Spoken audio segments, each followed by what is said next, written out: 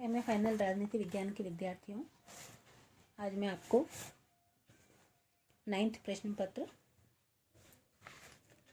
भारत में ग्रामीण एवं शहरी स्थानीय शासन के अंतर्गत 74वें संविधान संशोधन की मुख्य विशेषताएं बताने जा रही हूँ। शहरी स्थानीय संस्थाओं को भी ग्रामीण संस्थाओं के समान ही मजबूत बनाने और लोकतांत्रिक विकेंद्रीकरण की प्रक्रिया में शहरी नागरिकों को स्वयं के स्थानीय मामलों का प्रशासन चलाने के लिए अधिकार देने के उद्देश्य से भारतीय संविधान में 74वां संविधान संशोधन अधिनियम 1992 नगर पालिकाएं शीर्षक से भाग 9 के अंत स्थापित किया गया, जो 1 जून 1993 से लागू हुआ था। इस संशोधन के मुख्य विशेषताएं या लक्षण निम्नलिखित हैं। पहला, नगर पालिकाओं को संवैधानिक दर्जा। दूसरा, 3 प्रकार के नगर पालिकाओं का गठन किया गया, जिसमें नगर पंचायत, दूसरा नगर पालिका परिषद जो छोटे नगरीय क्षेत्र के लिए थी, और नगर निगम किसी बड़े नगरीय क्षेत्र के लिए अधिनियम में प्रावधान है। तीसरी प्रमुख विशेषता है नगर पालिकाओं की संरचना। समस्त नगर पालिका निकायों में सभी स्थानों की पूर्ति के हेतु प्रत्यक्ष निर्वाचन की व्यवस्था है। चौथी प्रमुख विशेषता है वार्ड समितियों का गठन।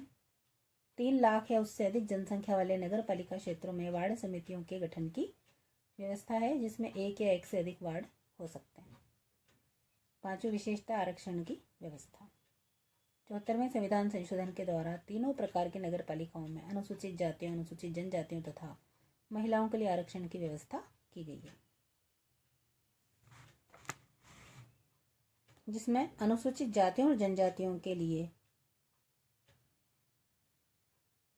ऐसे आरक्षित स्थानों का आवंटन चक्रानुक्रम से करने का प्रावधान है। इस प्रकार आरक्षित स्थानों की कुल संख्या के कम से कम 1/3 स्थान अनुसूचित जातियों और जनजातियों की महिलाओं के लिए आरक्षित हैं। प्रत्येक प्रकार की नगर पालिका में प्रत्यक्ष निर्वाचन द्वारा भरे जाने वाले कुल स्थानों की संख्या के क्रम में कम से कम 1/3 स्थान महिलाओं के लिए आरक्षित है।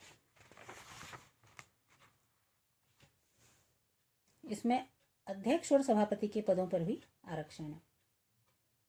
पिछड़े वर्गों हेतु भी आरक्षण है। छठी प्रमुख विशेषता है लक्षण है निश्चित कार्यकाल। नगर पालिकाओं का कार्यकाल 5 वर्ष निर्धारित किया गया है।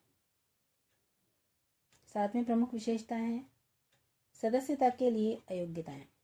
कोई व्यक्ति किसी नगर पालिका के सदस्य के रूप में निर्वाचित होने और बने रहने के अयोग्य होगा यदि वह किसी विधि द्वारा राज्य विधानमंडल के निर्वाचनों के लिए अयोग्य है, किंतु कोई व्यक्ति इस आधार पर अयोग्य नहीं होगा कि उसकी आयु 25 वर्ष से कम है और यदि वह 21 वर्ष की आयु पूर्ण कर चुका है। 8वीं प्रमुख विशेषता है नगर पालिकाओं की शक्तियां, अधिकार और उत्तरदायित्व।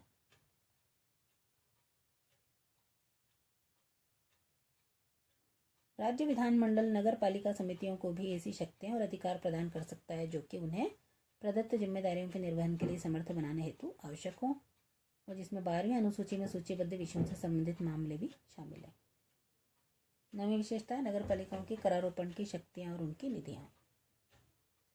राज्यों के विधानमंडल विधि द्वारा नगर पालिकाओं को करों, शुल्कों, पथकरों तथा फीसों के उद्ग्रहण, संग्रह, विनियोग के लिए अधिकृत कर सकते हैं।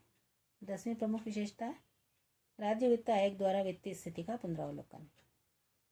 74वें संविधान संशोधन के अनुसार अनुच्छेद 243 इनके अधीन गठित राज्य वित्त आयोग पंचायतों के साथ ही नगर पालिकाओं की वित्तीय स्थिति का पुनरावलोकन करेगा। 11वीं प्रमुख विशेषता है नगर पालिकाओं का लेखा परीक्षण। राज्य विधानमंडल विधि द्वारा नगर पालिकाओं के लेखाओं के रखरखाव तथा लेखा परीक्षण के संबंध में आवश्यक प्रावधान कर सकता है। 12वीं प्रमुख विशेषता है राज्य निर्वाचन आयोग।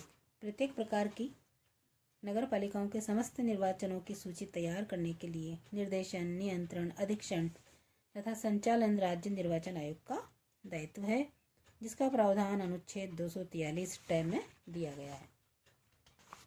अगली प्रमुख विशेषता है केंद्र शासित क्षेत्रों पर प्रवर्तन। 74वें संविधान संशोधन के समस्त उपबंध केंद्र शासित क्षेत्रों पर भी लागू होंगे। इस संबंध में राज्य के राज्यपाल के प्रति निर्देश संघ राज्य क्षेत्र के प्रशासक के प्रति निर्देश हैं तथा राज्य विधानमंडल से तात्पर्य किसी केंद्र शासित क्षेत्र की विधानसभा से है।